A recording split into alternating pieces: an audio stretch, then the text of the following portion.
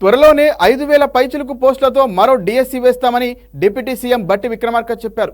నిరుద్యోగులెవరూ ఆందోళన చెందొద్దని విజ్ఞప్తి చేశారు. షెడ్యూల్ ప్రకారమే డిఎస్సి పరీక్షలు నిర్వహిస్తామని స్పష్టం చేశారు. హైదరాబాద్లోని గాంధీ భవన్లో ఎమ్మెల్యేలు మేఘారెడ్డి, రామ్దాస్ నాయక్, కార్పొరేషన్ చైర్మన్లు అన్వేష్ రెడ్డి, రాయల నాగేశ్వరరావు, లోకేష్ యాదవ్తో కలిసి డిప్యూటీ సీఎం బట్టి విక్రమార్క మీడియాతో మాట్లాడారు. ఉద్యోగాల భర్తీపై తాము పకడ్బందీగా వ్యవహరిస్తున్నామని చెప్పారు.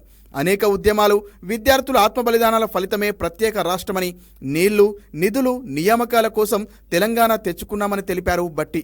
తాము అధికారంలోకి వచ్చిన 3 నెలల్లోనే 30,000 మందికి అపాయింట్మెంట్ ఆర్డర్లు ఇచ్చామని పేర్కొన్నారు డిప్యూటీ సీఎం. విద్యా వ్యవస్థ బలోపేతం, పేద విద్యార్థులకు మంచి చేయాలనే ఉద్దేశంతో గ్రూప్స్ డిఎస్సి నోటిఫికేషన్ ఇచ్చామని బట్టి వెల్లడించారు. 13,321 ఉద్యోగాల నియామక ప్రక్రియ. ఇందులో గురుకుల పీఈటీ, అసిస్టెంట్ ఇంజనీర్లు, డివిజనల్ అకౌంట్ ఆఫీసర్లు, లైబ్రేరియన్లు, జూనియర్ లెక్చరర్లు, మెడికల్ ల్యాబ్ అసిస్టెంట్ వంటి పోస్టులు ఉన్నాయని తెలిపారు బట్టి విక్రమార్క. జాబ్ క్యాలెండర్ విడుదల ప్రక్రియను వేగవంతం చేశామన్నారు ఉప ముఖ్యమంత్రి. రాష్ట్రంలో 16,000కు పైగా టీచర్ పోస్టులు ఖాళీగా ఉన్నట్లు గుర్తించామని, 11,000 ఉపాధ్యాయ ఖాళీలను త్వరలో భర్తీ చేయబోతున్నామని చెప్పారు. సమయం వృధా చేయకుండా డిఎస్సికి ప్రిపేర్ కావాలని అభ్యర్థులకు సూచించారు బట్టి.